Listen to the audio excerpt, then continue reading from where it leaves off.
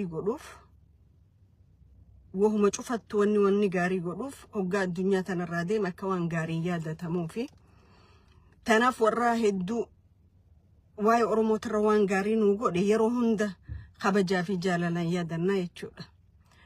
Garuu wanni nama gaddisiisu hedduutu gabbahaa jira. Oromoon gaafa kalee qabsoo godhu qabsoo keessaafuu fincila diddaa gabrummaa ijoolleen teenya dhiiga ganneexxee lafeesii caccabsite. Oromoon gaafii qabaa. Gaafiin Oromoo haa deebitu. Daangaan keenya kabajamuu biyyoonni keenya kanurraa saamame hanurraa deebi'uudha. Waraabessa afaanii bahee qeeransa afaan seenee jechuudha. Qeeransa lafee waliin nama alanfatu afaan seenee jechuudha. TPLF harkaa baheeti ilmaan TPLF guddifte harka seenee jechuudha. Wanni Oromoodha. Kaleessa gaafa TPLF biyya san bulchuu ture EPRDF OPDO dabalatee jechuudha. Oromoon haala akkam keessa akka ture ni beeyna. Haala akkam keessa akka jiraachaa tures ni beeyna.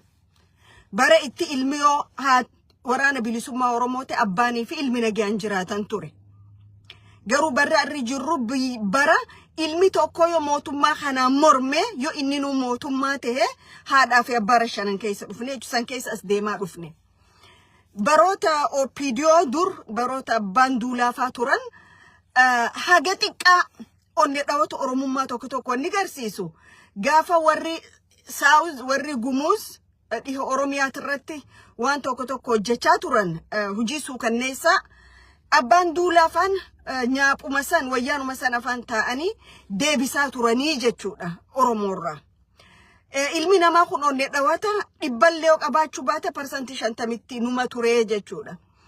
Bara Alamaayyoo Atoomsaa seenaa Alamaayyoo Atoomsaa hojjete keessattis Alamaayyoon akkamitti du'e maal hojjetee ni beeyna. Gakkootu bara jarri arra dhiiga Oromootiin naggadu jiran kun dhufan Lamma Magarsaa maal akka godhaa turee fi maaliif akka lamman karaa sanirraa maqees ni beeyna.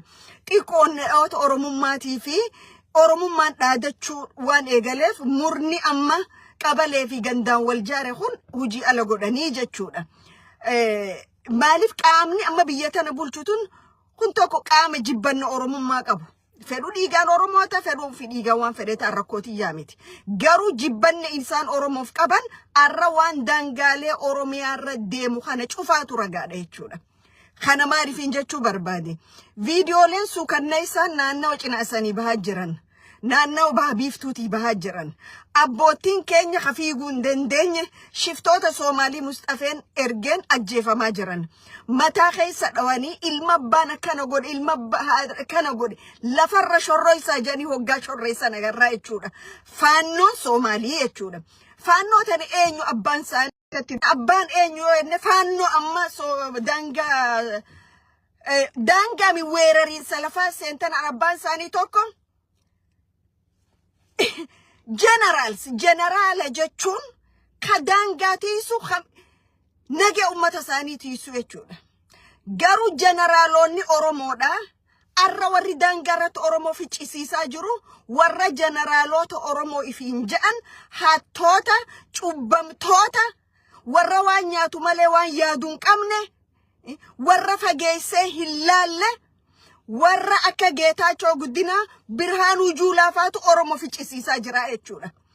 Asii naannawa Amaaraatiin Wallagga Bahaatti Amaara ganneqaa kaaba Shaggar Ona Salaaleetiin faannoo asneqaa shiftoota Soomaalii Ogaadeniif shiftoota Isaa asneqaa ka Oromoo ficcisiisu jiru jara kanaa jechuudha.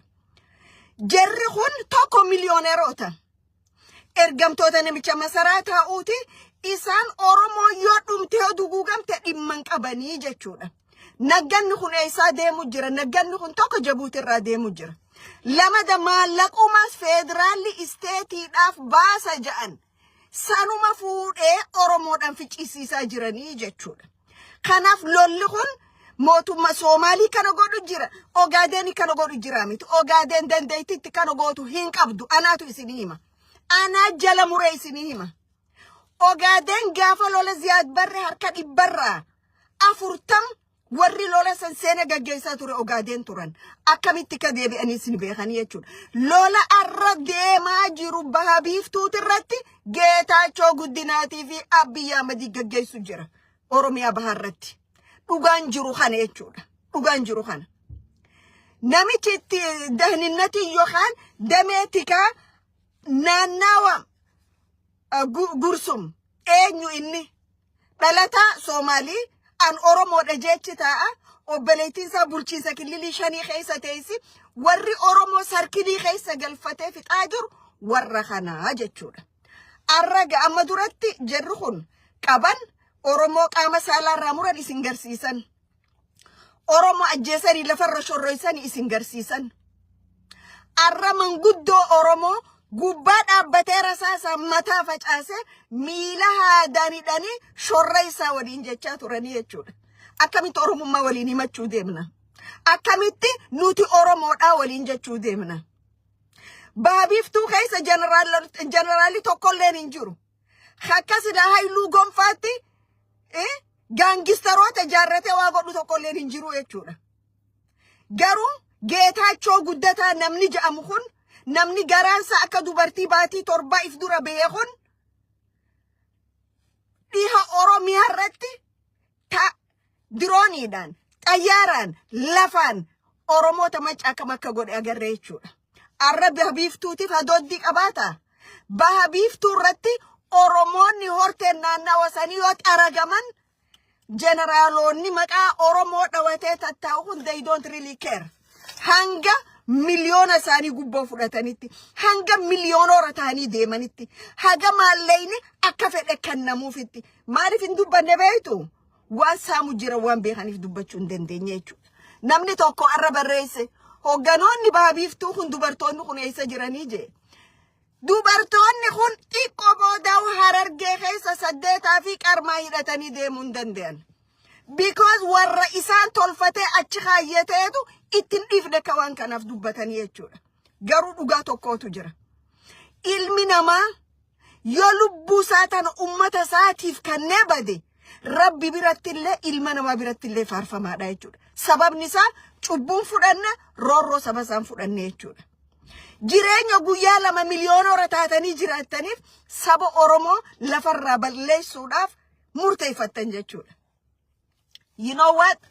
Oromoo mootonni isin duraatu balleessuu dadhabe. Mootonni isin dura mootii ja'anuu ummanni hoggaa inni karaa deeme gabbu'ee lafa sujuuduufu Oromoo balleessuu dadhabe jechuudha. Hin badu sabni kun. Isiniitu badaa jechuudha. Isinii bada. Koroneela jeneraala gaafa ummanni isaa akkana dhumu taa'ee laalu hoflu amma Rabbi hubatee Geetaachoo Guddinaati Biraanuu Juulaa ajjecha shiftoota warra Ogaaden kanatti arganii ummataan ficcisiisaa jiran harka marataniiti TVdhaan laalanii hoflaa jiran amma. Maaliif? Dhandhacha isaan. Dhandhacha jechuudha. Fooniif hin naane jechuudha.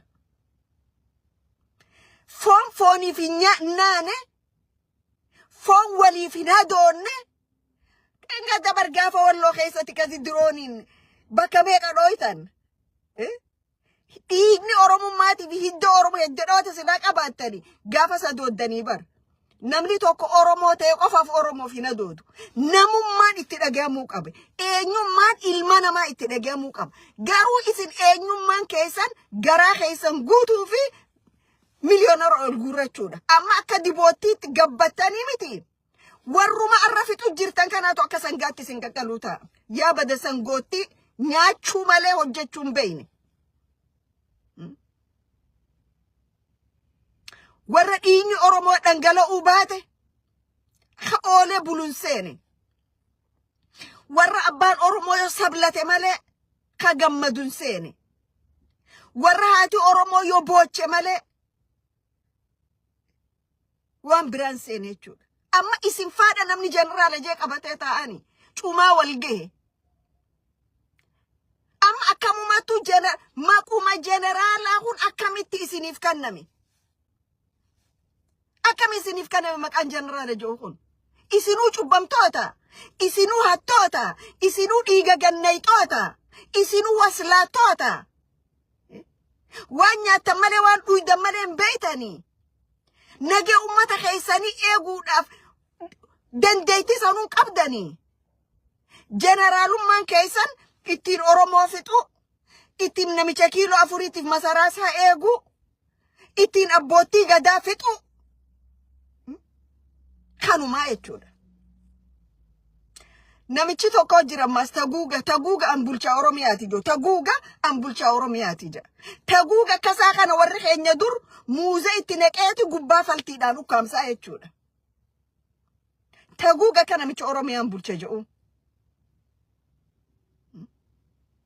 isaaf oromiyaan naannoo masaasani maaliif gaangistaroota gandaa jaarrate yoo tokko waajee shuguxiif kiishaa fudhatanii namatti ol dhawanii durriyyeen hiikaa biyyaan beeyne biyya wajji qabnaan beeyne biyya waliin qabnaan beeyne wajji dhalanneen beeyne warri waan nyaatu malee waan biraan beeyne homelessonni biyya alaatii galanii most of them are homeless warra ala kanatti ilmaan saanii guddisuu dadhabe ka ilmaan saanii food stamp jalaa hin beeyin ka ilmaan saanii gargaarsa mootummaa jalaa hin beeyin arra biyya dhaqaniiti shuguxii baafatanii sabboontootaan sodaachisuu yaalanii jechuudha homelessonni Ameerikaa fi Holland irraa galee jechuudha